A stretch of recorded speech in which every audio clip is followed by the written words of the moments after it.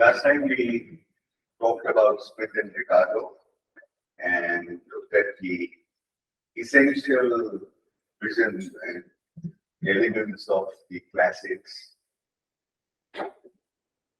We saw that they were basically magnificent economists in the sense that they were not worried about the values that were there so far as they made their values clear, and they were amply clear in what they wrote. And they were not shy of telling the state what to do in order to improve the welfare. And we mentioned that the whole idea of making Newton or doing Newton to economics was to come much later. We might have a time to mention something about the so-called neoclassical economists, so that's not part of the series that I'm going to be talking about. So today, we are going to some kind of Marx, people who, again, economists that I've chosen because I like them, they have been influential, and everyone should know something about it, and I wish that there were more younger students who are entering rather than the masters. But nevertheless, we will discuss.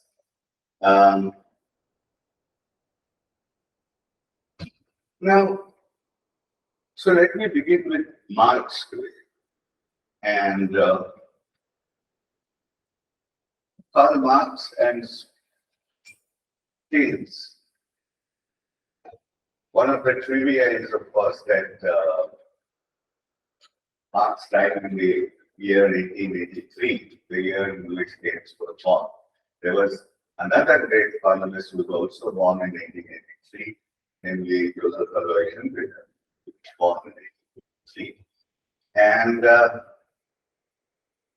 Marx has been characterized in the mainstream economics as a minor Ricardian sometimes. Keynes himself thought quite lowly about Marx when his colleagues in Cambridge asked him to read a little bit of Marx and it might be helpful to him. His reaction was, no, it's about it's dead and gone, and it's an old textbook, and I'm not likely to get anything out. Right? My personal view is that Marx as a constructivist may not be of too much use, but as a critic, he continues to be relevant. Again, although he would have liked himself to have made a difference in the practice, in policy, and so on, unfortunately, he did not. He was not made that way. I mean, there are stories about how he would not really relate to the laborers and the workers. In one instance, apparently, he had a 3-hour session with that young laborer who had come to him with some problems of his own, and I actually ended up meeting him because he couldn't understand the basic concepts of historical materialism and dialectics and so on. So that's the way these scholars are. And Marx was a scholar and a philosopher, a great one in fact. His method was that of historical dialectical materialism.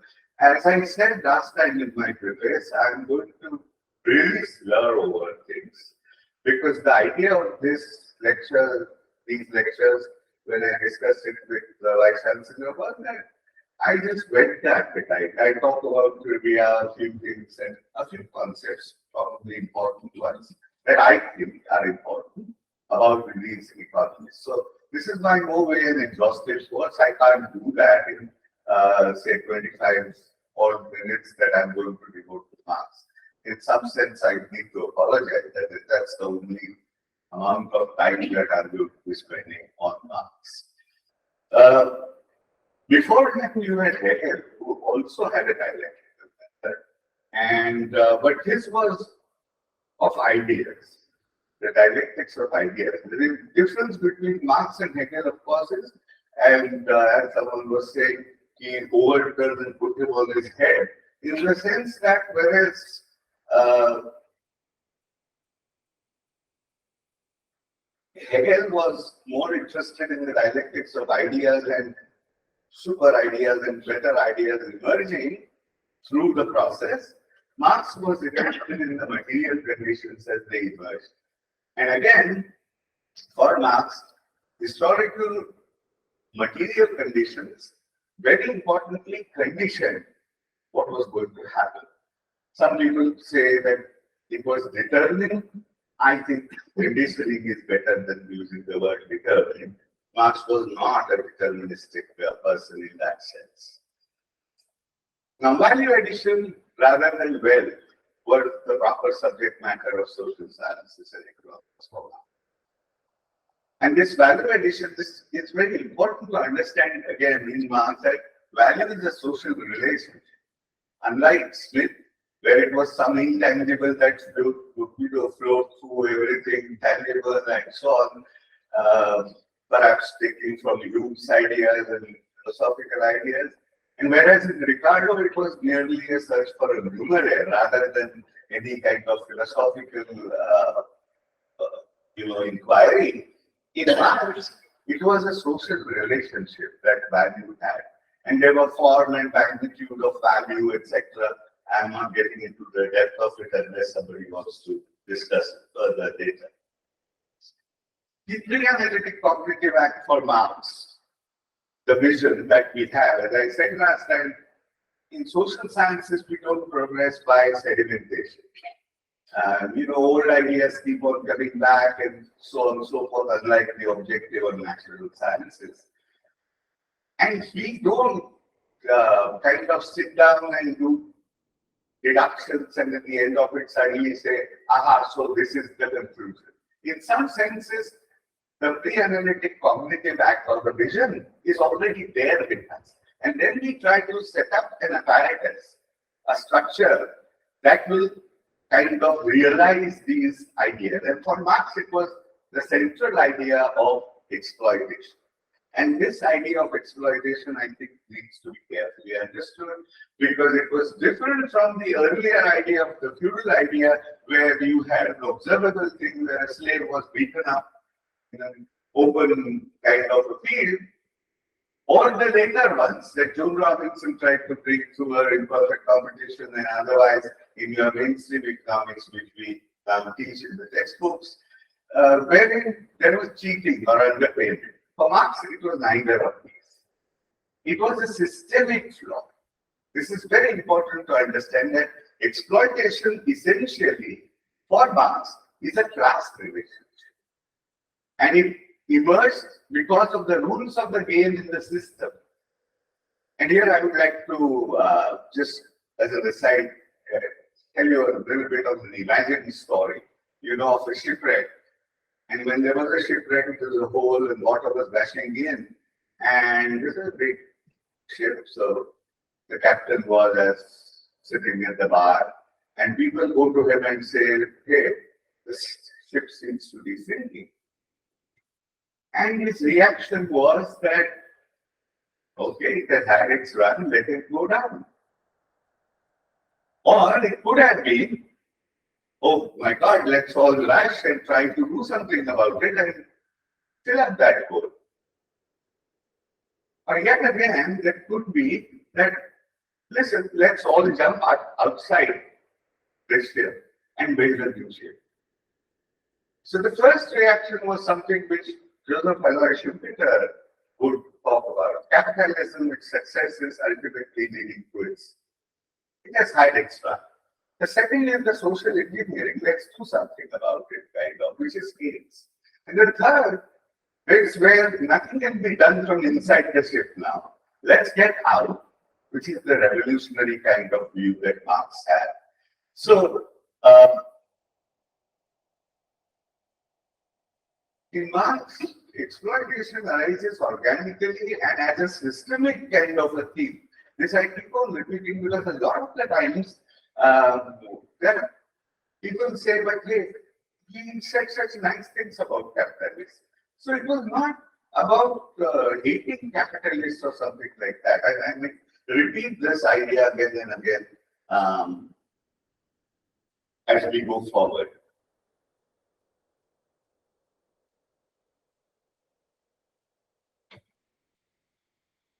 Now I'm following the simple textbook of Meghnad Desai because I find that to be less verbose and more understandable for maybe some students who might want to read a little bit of this later.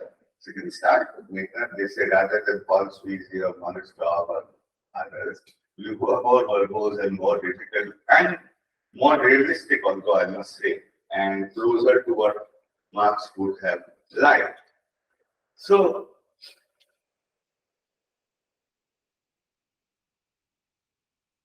the first circuit is that of the production, which is a simple engineering technical kind of a thing where inputs get transformed into output. This is simple technologically enabled kind of transformation that happens from inputs to outputs. The second circuit is that of values, which is where value addition takes place. Value addition takes place. And when that happens, this is not observable, mind you. The value circuit is not observable. The production circuit is. It's a simple input-output kind of thing that happens given the technology. And the third is the monetary circuit or the money circuit. And I mentioned this especially all the three circuits because a lot of the times people tend to think that Marx was not particularly interested in monetary stuff. He was. He understood that monetary circuit is important. Why was it important? Mainly because one of the most important problems in Marx gets realized there, the so-called realization problem.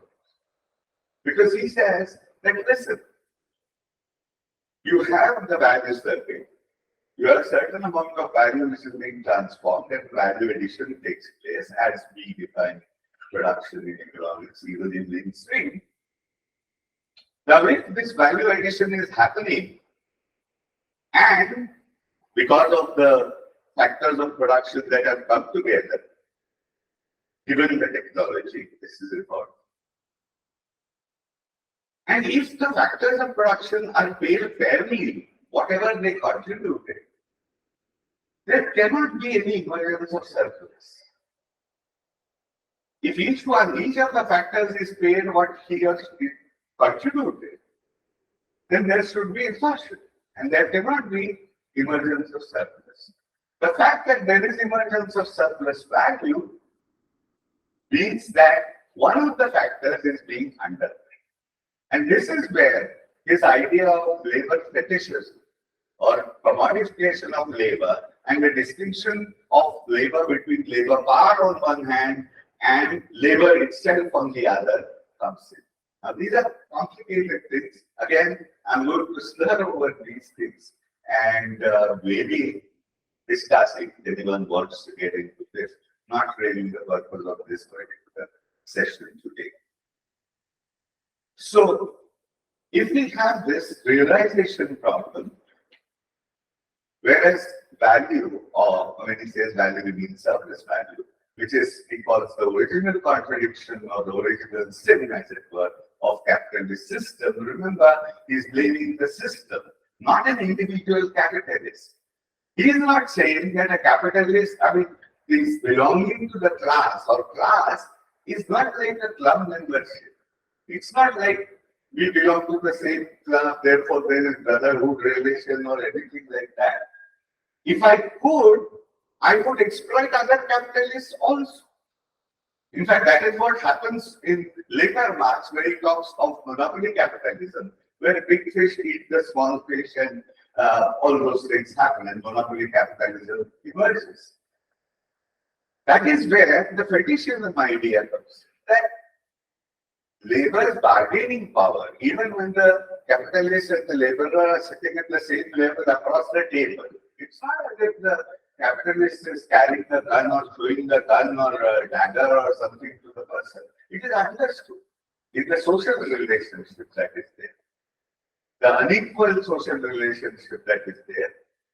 and unequal bargaining power that is there, which is behind, and therefore he is in a position to exploit the laborers as a class, and that's why he exploits it, not because he dislikes laborers or anything like that.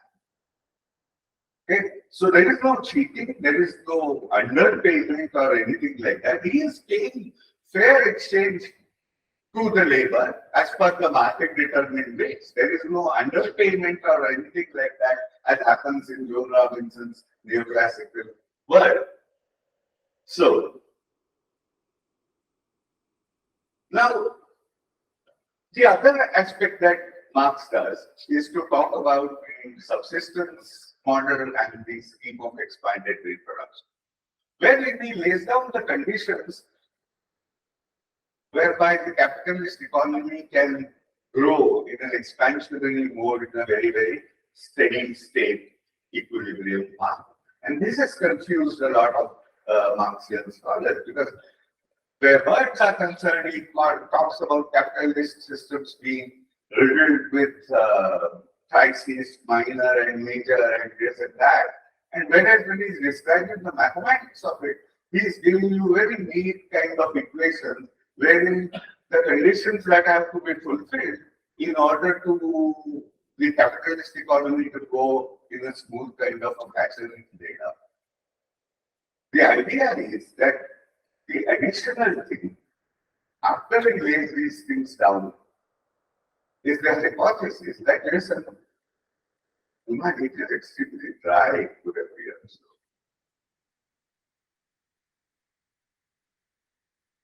Or you are making me nervous, but that I will discount for the moment.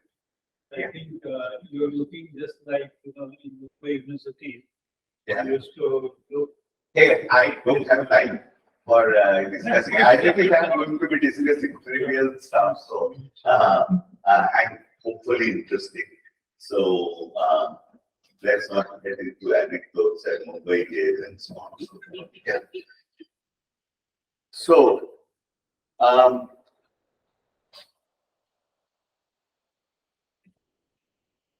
I will change the thing.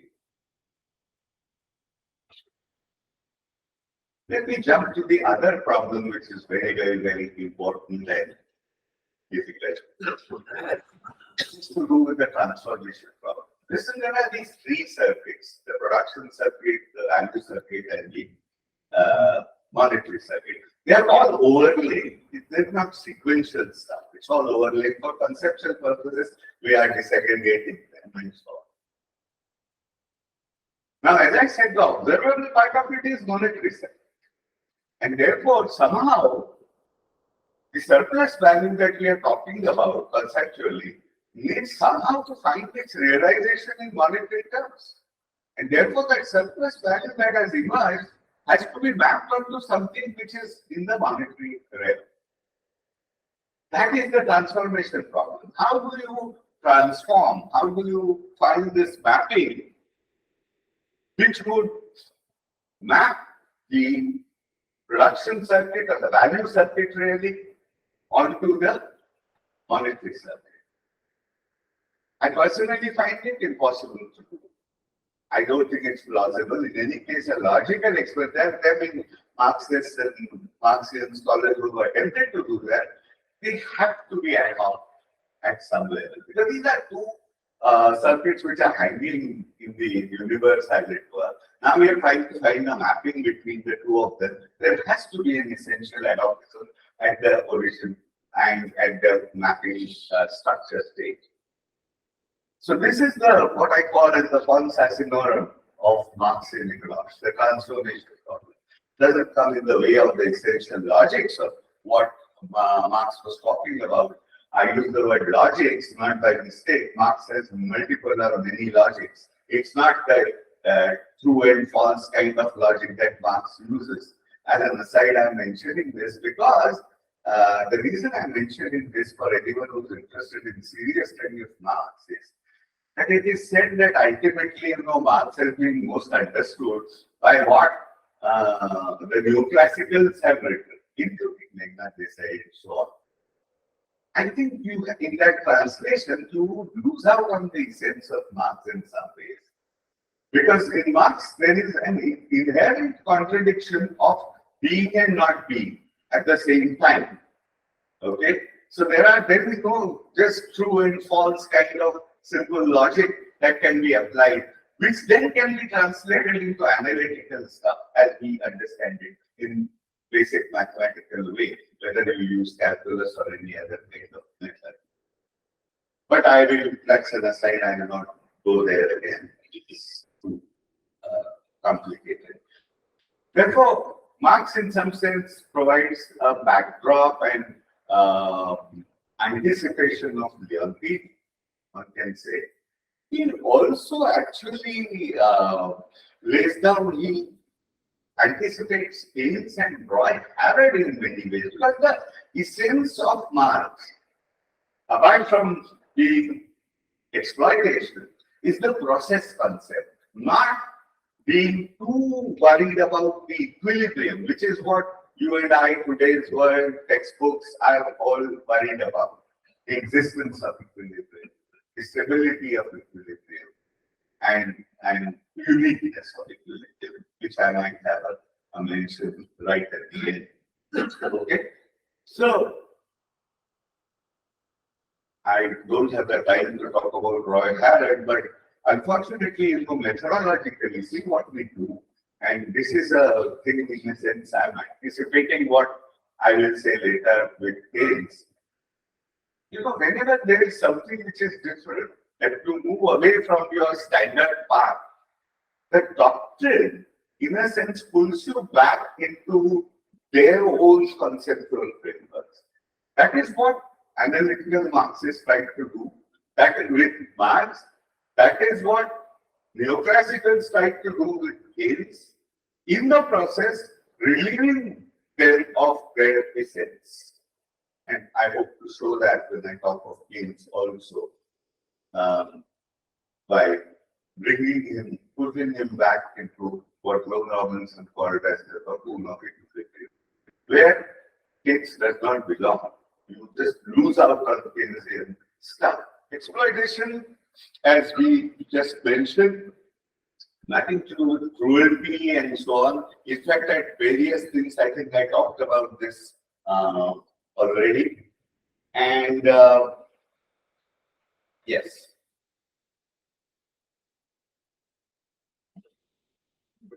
So, the only recourse and remedy was to be found in overthrowing, as Marx said, what capitalist system produces above all else is its own gravediggers.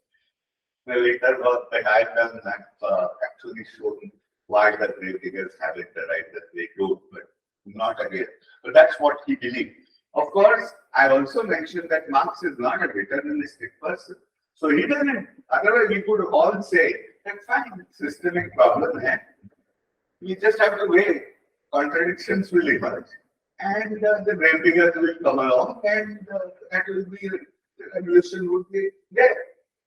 But this revolution or demise of the system would not come about on its own. This is where this idea of class in itself and class for itself comes. The consciousness, the class consciousness, the fact that I belong to a particular class, the laborers class, and the fact that I must do something as a class together, the collective action problem. This takes some doing, and in fact, that is the main role of the ideology and the intellectual class. This is what the intellectual class, Marx thought, must do in order to bring together the working class together and to make them aware that they are class for itself kind of thing, and then bring about revolution, because that was the only recourse for remedying the crisis that we have. Now, as I already said, Marx's theoretical construct is going to throw up some interesting problems. It does bring about questions more than answers, because the kind of answers that they try to give,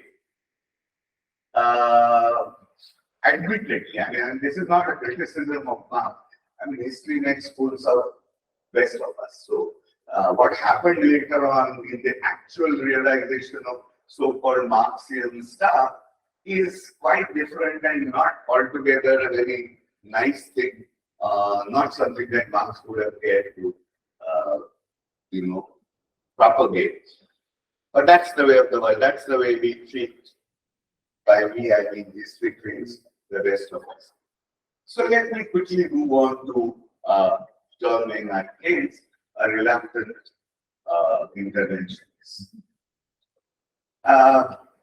Keynes was a very interesting person. He was a brilliant economist, a multidimensional person, and his contribution as a practical policy economist, his work during Bretton Woods, Indians don't like what he did there and so on, but he did set up IMF and other things that he did. He was a student of Cambridge, and there was a time when Marshall ruled the Rus, so he was the big dada there, and he tried to get Keynes into economics. Keynes did not take economics as his study. He studied rather mathematics and classics and history, and he was a wrangler. Although he was not a senior wrangler, he was a 12th wrangler.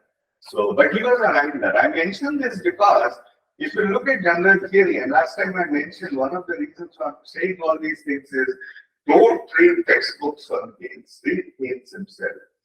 Much clearer, much simpler, much insightful. In all of his general theory, there are no equations. This is a mathematics guy, right? There are no equations. And I thought some of you, at least the students amongst you, to at least Google, which is what many of you do these days, and look at Wikipedia at least. Look at Keynes' quotes. Look at his quotations to get an idea of what kind of a person he was and what he thought about mathematics and so on. It would be an interesting insight into the persona of what Keynes was. He spoke on the radio. He was an advocacy guy, much like Ricardo, who was a pamphleteer, not a scholar. Keynes was. Keynes was a scholar, although he was not a faculty at Cambridge or anything like that. He was a bursar. So what we would call as the finance accounts officer or advisor today. Yeah, and made a lot of money for King's College by getting great investments in art and so on. But he spoke on the radio and exhorted women to go out and buy stuff in the markets and so on. See, one of the interesting things is that the main problem of Keynes' general theory has to do with deflation. To a group of people who largely have lived in inflationary times, rising crisis times, it would sound funny that the most important question that was there in the last century had to do with falling prices, not with increasing prices. And what is low? And he did other things also. The Williams were group with Virginia Woolf and other things.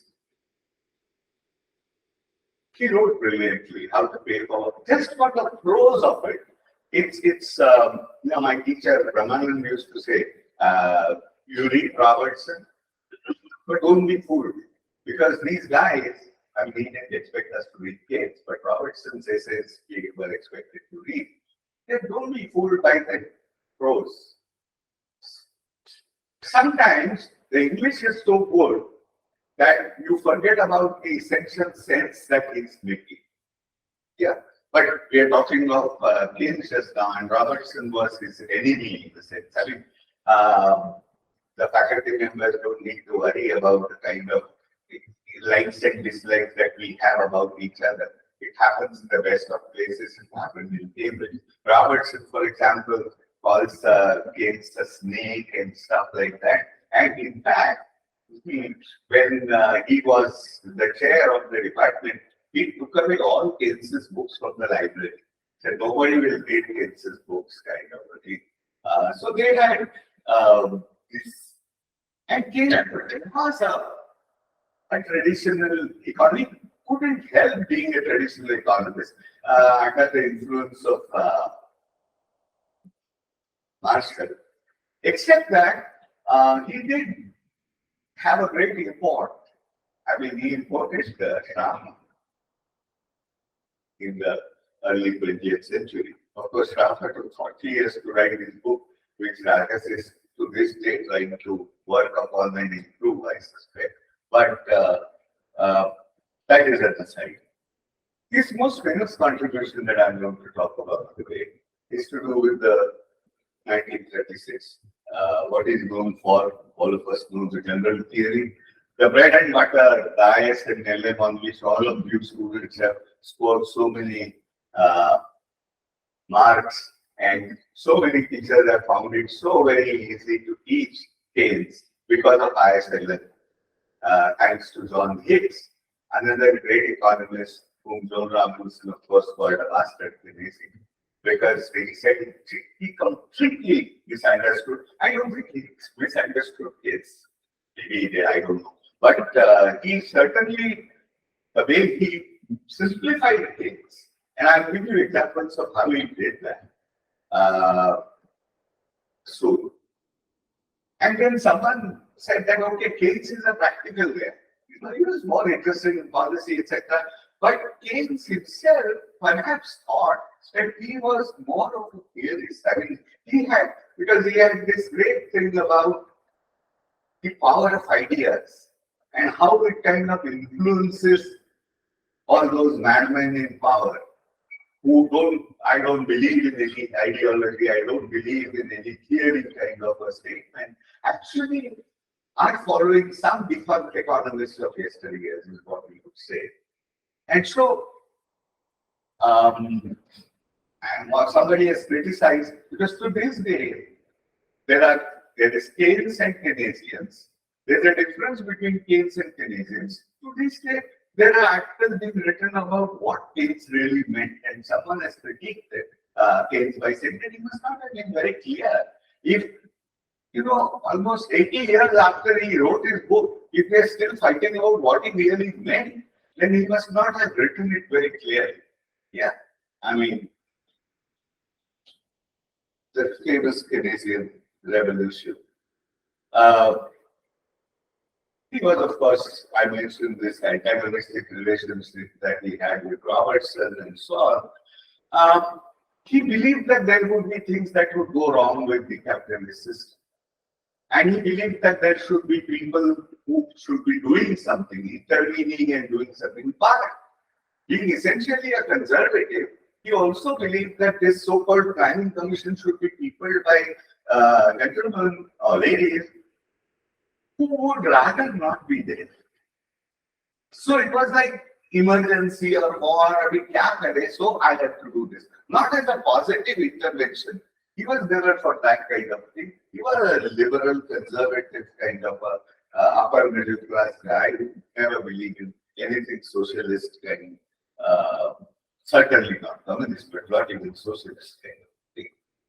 So general theory, as I said, essentially a response to Great Depression.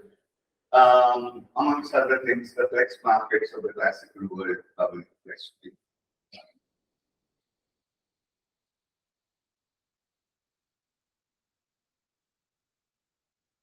One of the pillars of classical system is the so-called Say's law of markets, which roughly translates into supply creates its own demand. And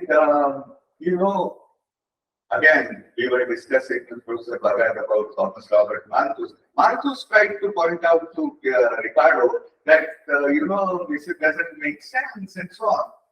But Ricardo was so bright that he was able to brush any argument that Malthus would make. Because Malthus, at least twice, did what Keynes successfully did later. One was the Say's law of markets thing, and the other was the aggregate demand in Say's law of markets, how it will lead to drag, etc. is already there. This idea is already there in Malthus. But Ricardo was able to brush it aside and say you are talking nonsense. Much more powerfully, he did it later about guts and holding and so on. And Ricardo admonished him by saying only a fool would want to save without the prospect of return. So then we have the classical equation S is equal to R, kind of automatic. But what Keynes did was, he said, listen, the raison d'etre for saving and investment are different. There are different people who are doing it. And therefore, there is no necessity for the two to be equal.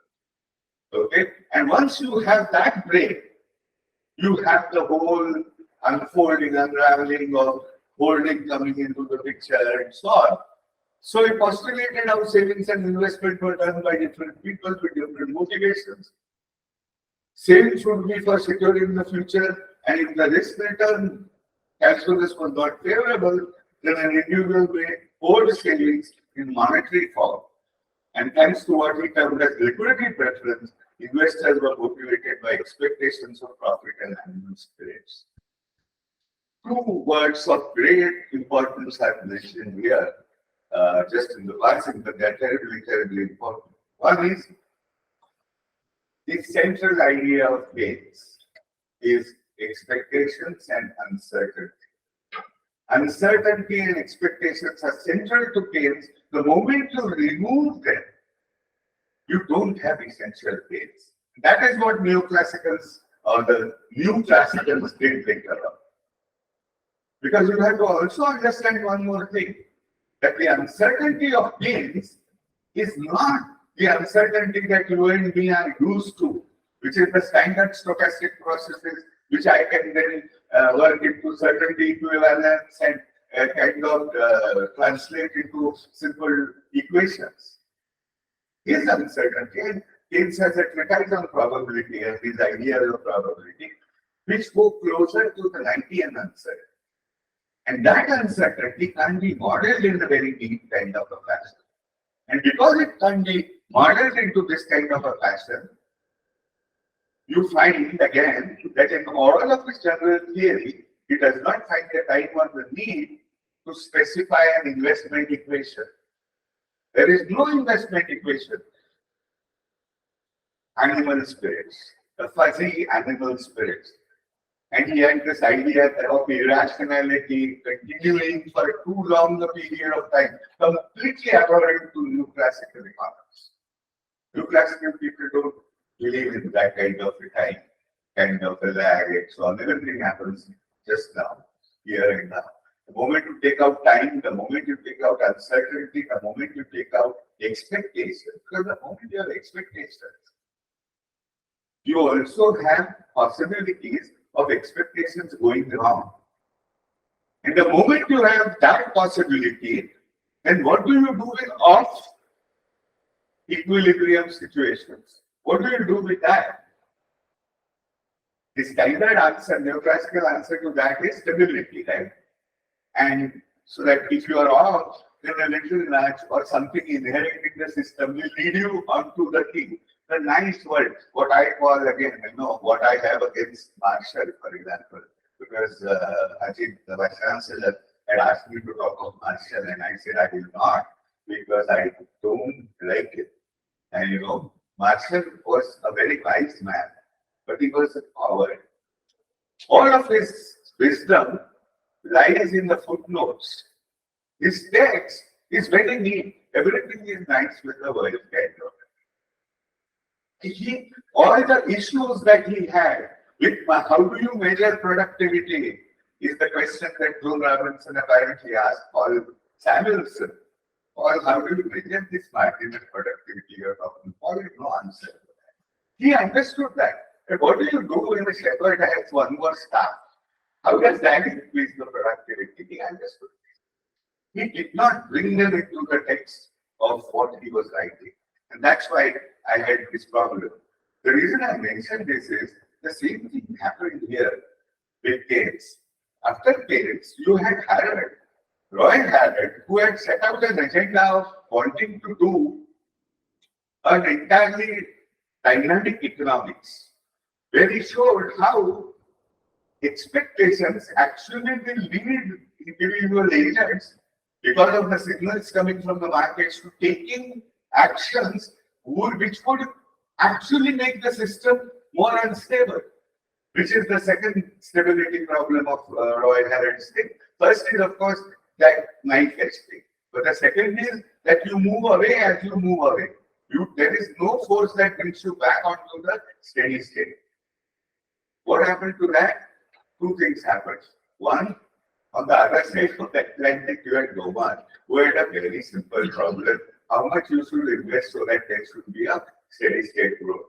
And formally, we kind of married Harriet and Noma, and again, very neat to teach simple equations, very nice, and the two problems of stability, etc. All the difficulties went away. And the difficulties went away also because another gentleman, Nobel laureate, Robert Soule, just as Marshall had a world where everything was hunky-dory and simple, Solo gave us the golden path, the prime, steady state, everything is nice, world is happy, we can go to sleep. The difficulty is some of them were brought about and they continue to emerge from time to time in Cambridge, especially under Frank Hahn's tutelage. You had his young kind of scholars and friends or colleagues who wrote work on this, on out of equilibrium belief structures and what happens. And to this day, at least as far as I know, might be dated and may be corrected, but to this day, we do not have an analytical specification of convergence or stability except in the simplest case of QLP. The quadratic linear kind of cost function is the only place where we say that if you moved away from the equilibrium path, there will be something that will bring it back onto the equilibrium path. That's steady state. But nothing else we have that. That is a real problem that Keynes was hinting at. Unfortunately, nothing came out of it later. This I talked about. Yeah, the other tenet of classical system was the flexi markets. And so if investment fell below the equilibrium rate, other factors, their rates would adjust themselves so that again the markets will push the economy to equilibrium. Keynes said no. And one of the reasons he said no is the stickiness of wages, nominal wages. My friend Niranjan, who is supposed to be online, and Jeremy from Cambridge, when I shared this with them, both of them said, don't make too much of this, they don't think this is a big deal.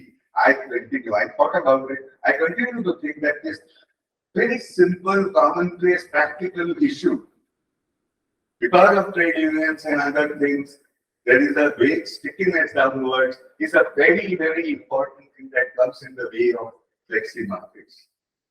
Not see any evidence in the general theory where Keynes says sticky wages. It is something which Samuelson has done for Keynes. Yeah, but he does talk of downward difficulty of it coming. I mean, I happen to have read it, but I'll show it to you.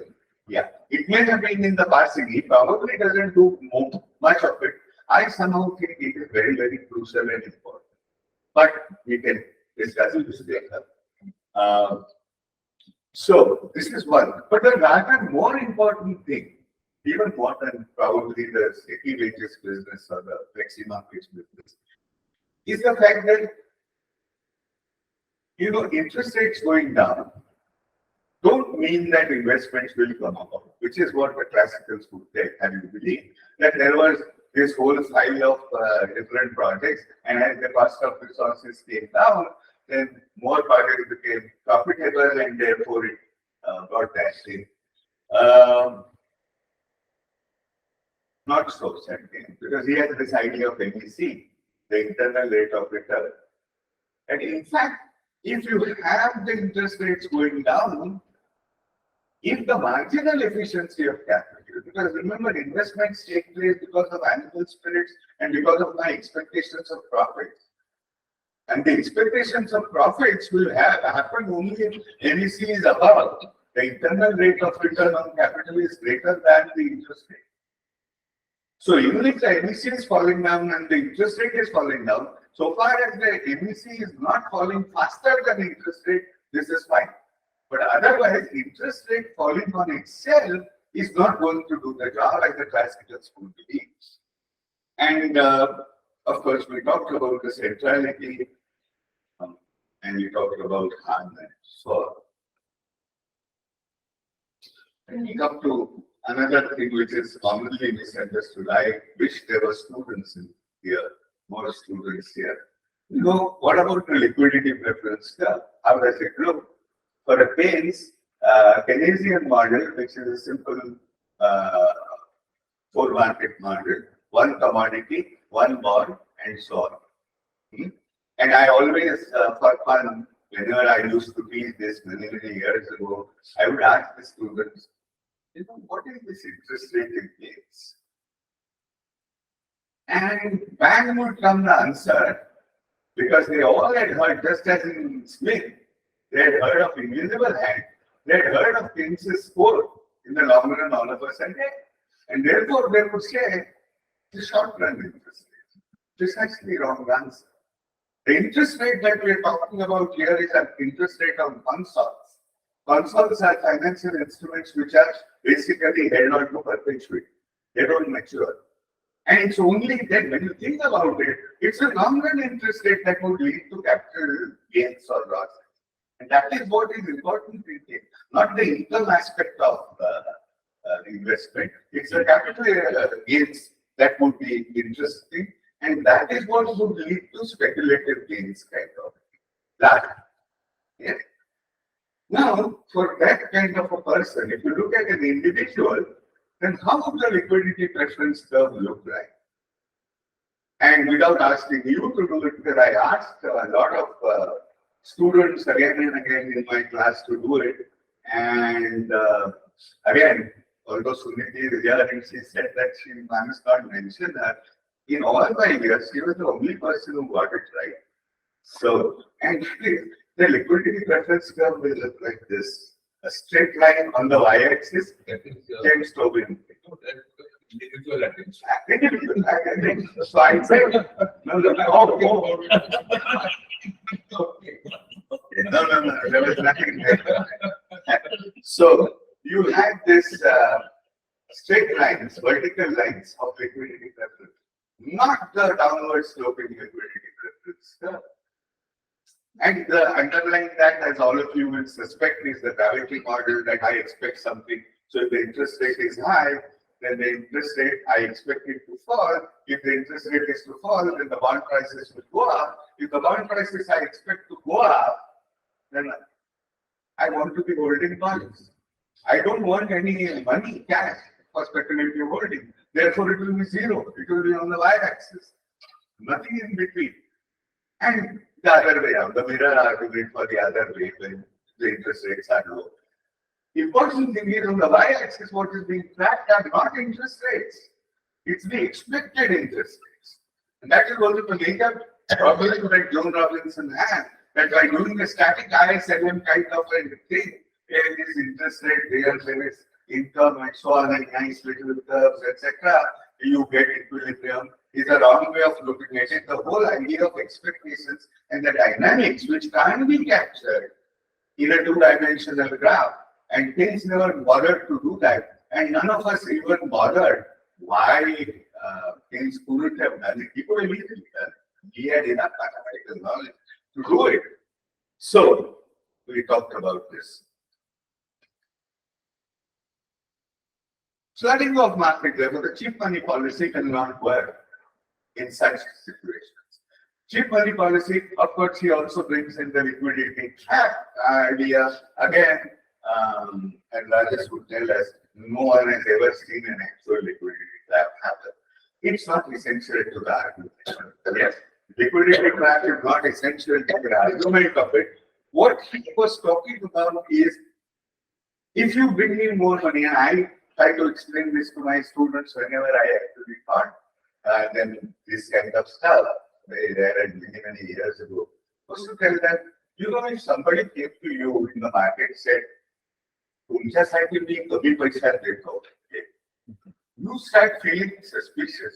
Why am I being singled out and being given this at such a low rate? There must be something wrong here. You know? So that kind of motivates the idea that Keynes has here. That cheap money policy, lower interest rate, etc. I start worrying, why is it being offered by the authority? Might be some problem here. So I will not take it.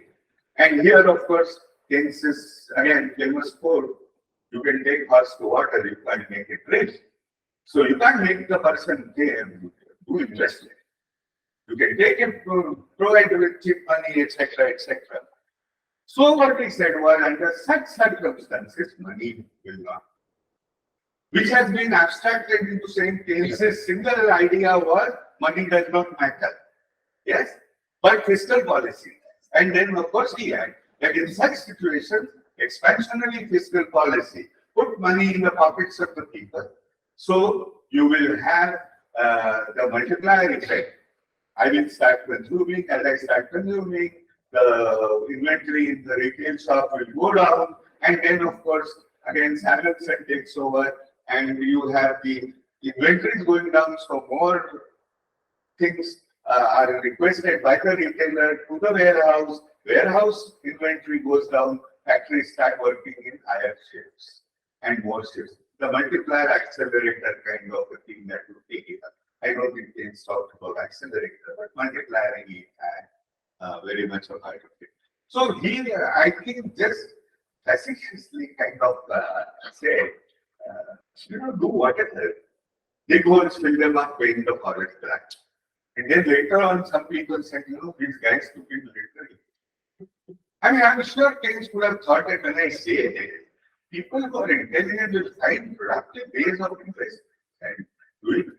We have done the same thing, I think. Again, controversial, but with engineering. No audit of asset creation. Just put the money in the pockets of the people, let them consume, do whatever, let them dig the same railroads, let them dig the same wells again and again, let them do whatever. But that's a different story, a discussion for a different time. And then, of course, like Joe Robinson said, people took this into art and made it into the armaments race, and all the defense industry spending and all that is all this category of expenditure that we have. So, to repeat, lowering of interest rates is effective, may not be effective for bringing in investment. Expansionary fiscal policy will bring the multiplier accelerator and so on and so forth. And that is what will do the job. Now, to end, I'm already almost done, so 2 more minutes. Posted. I'm not talking about this, I'm not likely to give a lecture on this, but just 2 minutes posted on neoclassicals. So these were a group of economists who, as I kept mentioned more than once, tried to do Newton to economics.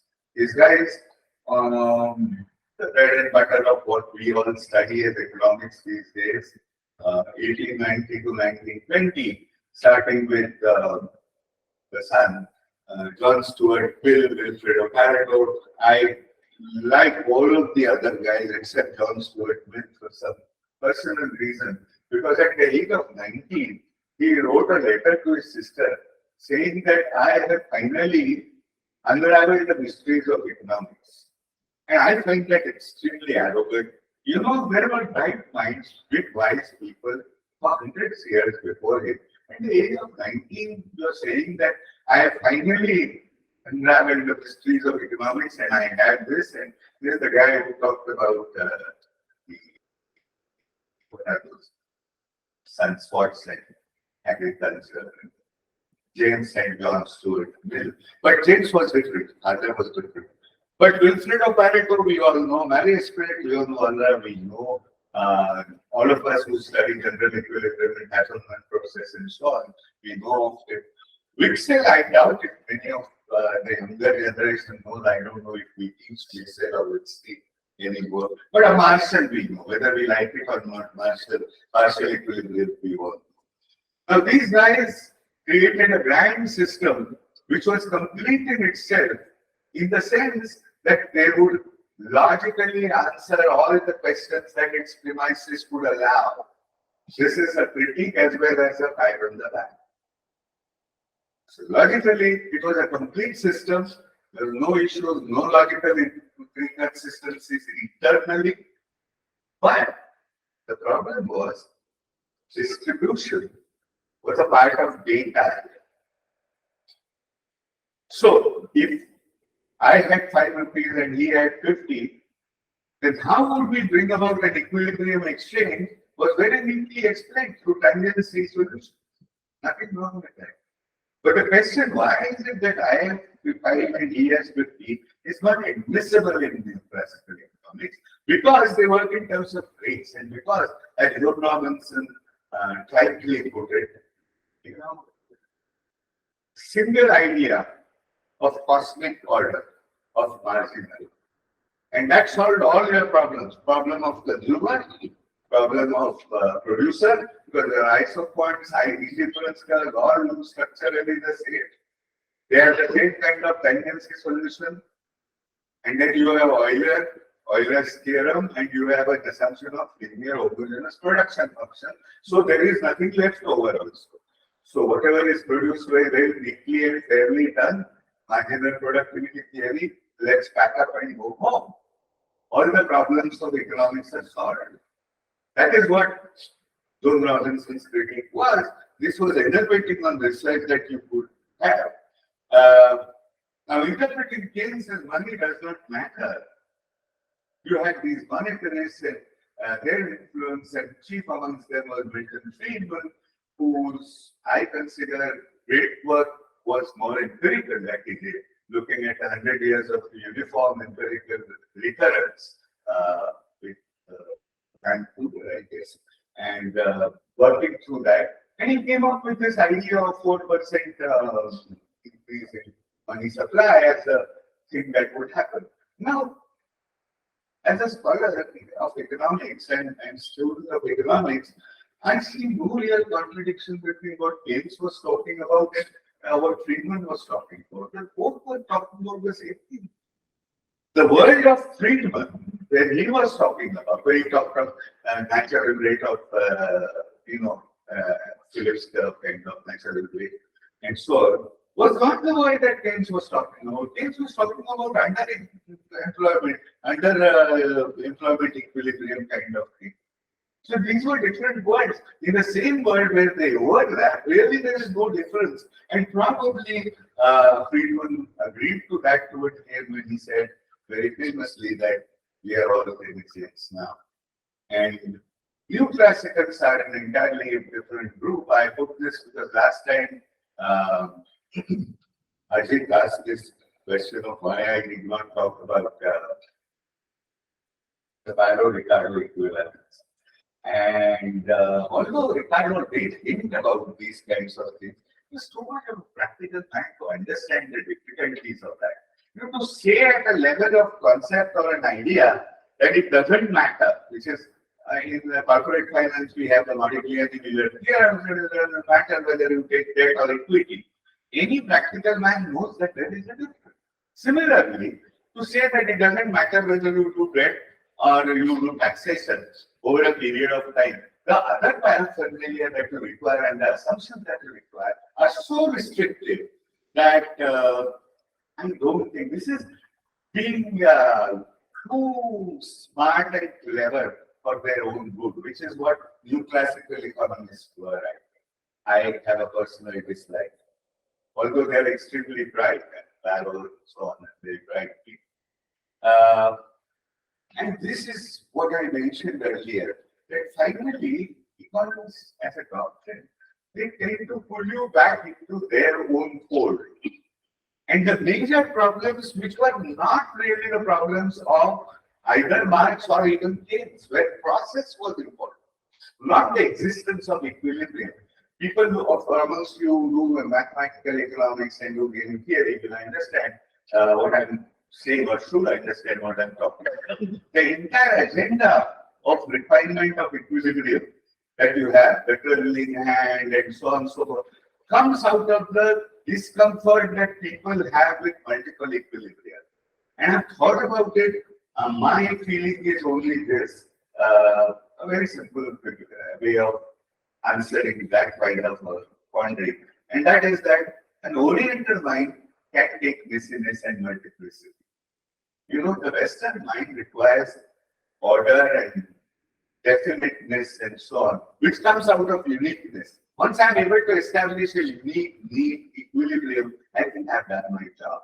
Whereas if you're looking at it as a process, you can live with pessimists, even in theory. In practice, we have no other option. So thank you very much.